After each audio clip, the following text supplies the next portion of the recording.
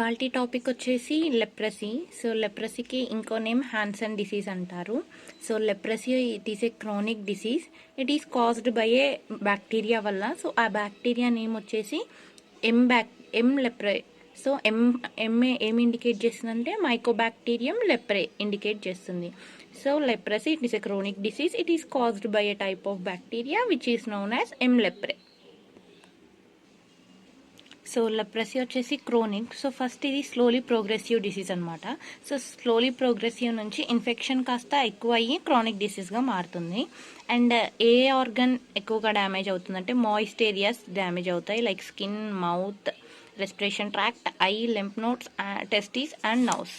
So బాడీలో moist areas ఏవో అవి ఎక్కువగా డ్యామేజ్ అవుతాయి. అండ్ మోస్ట్లీ వచ్చేసి స్కిన్ అండ్ నర్వ్స్ ఎఫెక్ట్ అవుతూ ఉంటాయి. సో లెప్రసీలో ఎంఓటీ అంటే మోడ్ ఆఫ్ ట్రాన్స్మిషన్ చూద్దాం. First one inhalation. So inhalation అంటే అట్మాస్ఫియర్లో ఉన్న బ్యాక్టీరియా పార్టికల్స్ మనం ఇన్హేల్ చేస్తే అది.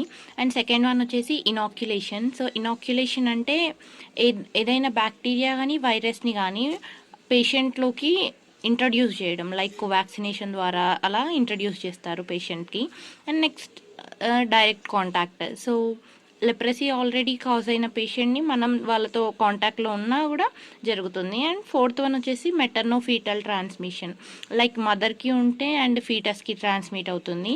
ఈ 4 వచ్చేసి mode of transmission. And science వచ్చేసి 2 to 20 years వరకు కనిపిస్తూ ఉంటాయి. లైక్ కొన్ని డిసీజెస్ చిన్నప్పుడే హార్ట్ డిసీజెస్ ఉంటే చిన్నప్పుడే తెలుస్తాయి. సో ఈ లెప్రసీ వచ్చేసి సైన్స్ 2 to 20 years లోపు ఎప్పుడైనా కూడా కనిపిస్తూ ఉంటాయని చెప్తున్నారు.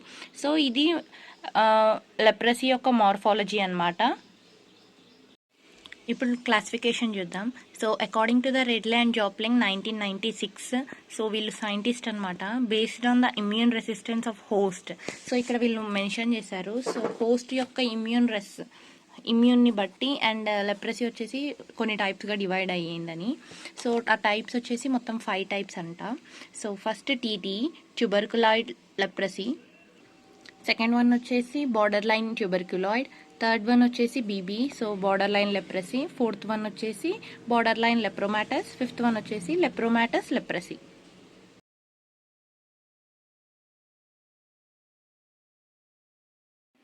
సో లెప్రసీ వచ్చేసి 5 types అనుకున్నాం కదా. సో ఆ 5 types ఇక్కడ డిఫైన్ చేశాను చూడండి. And according to Ridley and Jopling classification ఇది. And according to WHO classification వచ్చేసి based upon the skin lesions బట్టి 2 typesగా డివైడ్ చేశారు. So paucibacillary and multibacillary. So పాసిబ్యాసిల్లరీలు 2 ఉంటాయి, టీటీ అండ్ బీటీ. అండ్ మల్టీబ్యాసిల్లరీలో బీపీ అండ్ ఎల్ఎల్.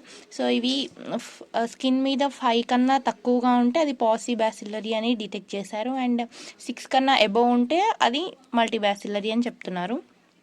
సో ఇది 6 months వరకు కోర్స్ ఉంటుంది. లైక్ 6 months కన్నా ఎక్కువగా అయిందంటే అది క్రానిక్ అని అర్థం చేసుకోవచ్చు. అండ్ ఇది మల్టీబ్యాసిలర్ వచ్చేసి 12 months అబోవ్.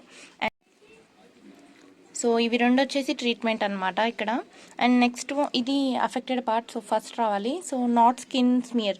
సో స్కిన్ స్మియర్ని బట్టి దాన్ని డిఫైన్ చేయలేరు. అండ్ ఇది స్కిన్ స్మియర్ని బట్టి డిఫైన్ చేస్తారు. సో ఇంకొకటి మిస్ అయింది. సో డయాగ్నోసిస్ చెప్పాలి. సో డయాగ్నోసిస్ వచ్చేసి ఫస్ట్ ఫ్యామిలీ హిస్టరీ చెక్ చేయాలి. అండ్ సెకండ్ వన్ వచ్చేసి లెప్రోమాన్ టెస్ట్ ఉంటుంది. సో లెప్రసీకి లెప్రోమిన్ టెస్ట్. ఇంకా పీసీఆర్ కూడా చేయొచ్చు. So polymerize chain reaction. So ఈ టెస్ట్ చేయొచ్చు. అండ్ ట్రీట్మెంట్ వచ్చేసి సేమ్ ఇదే. సో ట్రీట్మెంట్ కూడా ఇదే ఉంటుంది. అండ్ లెప్రోమిన్ టెస్ట్ వచ్చేసి ఎలా చేస్తారు అంటే, సో ఇంట్రాడర్మల్గా ఒక ఇంజెక్షన్ చేస్తారు. 0.1 ml లెప్రమిన్ యాంటీజెన్ అనేది బాడీలో ఇంజెక్ట్ చేయాలి. సో ఇంట్రాడర్మల్గా ఇంజెక్ట్ చేస్తే so within next 24 to 48 hours result confirm చేస్తుంది అనమాట, ఏ టైప్ ఆఫ్ లెప్రసీ మన బాడీలో ప్రజెంట్ అయ్యింది అని. అండ్ నెక్స్ట్ లెప్రసీలో ఇంకొక పాయింట్ వచ్చేసి అండ్ వరల్డ్ లెప్రసీ డే వచ్చేసి Jan 30 అనమాట. సో ఇదే ఇవాల్టి క్లాస్ కంప్లీట్ లెప్రసీ గురించి. So hope you understand. ఇంకేమైనా డౌట్స్ ఉంటే కామెంట్ చేయండి, రిప్లై ఇవ్వడానికి ట్రై చేస్తాను. So thanks for watching and thank you.